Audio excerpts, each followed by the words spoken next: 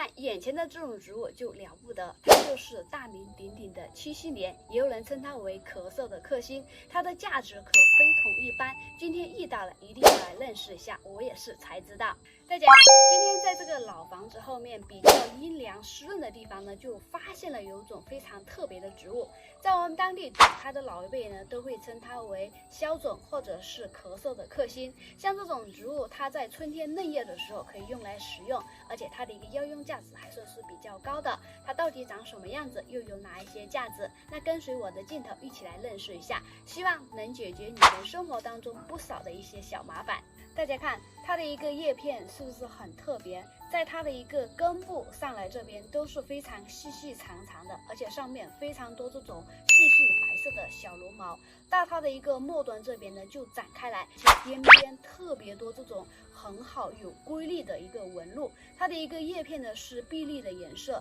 但是它还是有一点点细小的一个白色的绒毛。这种植物给我们看上去像不像吃饭的勺子？因此呢，它有一个名字，就叫它茶始皇。说到这里，我们当地老一辈的人呢，对它情有独钟，因为在他们那个年代，基本上经济条件比较差一点，在每年春天的时候，就是它还没有开花的时候，这个比较嫩的植株可以把它拿回去洗干净，然后的话呢，把它做成菜吃，或者是煲汤啊、凉拌都是可以的。也有人把它做成馅、做成包子，也是相当的不错，说明它的一个食用价值也是相当的高。我们现在所看的就是它的一个种子，像不像奔驰的一个标志？很有趣，它上面的一个种子非常的小，一粒一粒的，比我们的一个菜种子还要小。像它开花的时候呢，是一种淡黄色或者是淡紫色，因此有些人就会称它为曼金锦菜。因为你看，像它这里会攀爬过去，像不像这种带一点金丝的？其实它真正的学名呢，就叫它七星莲，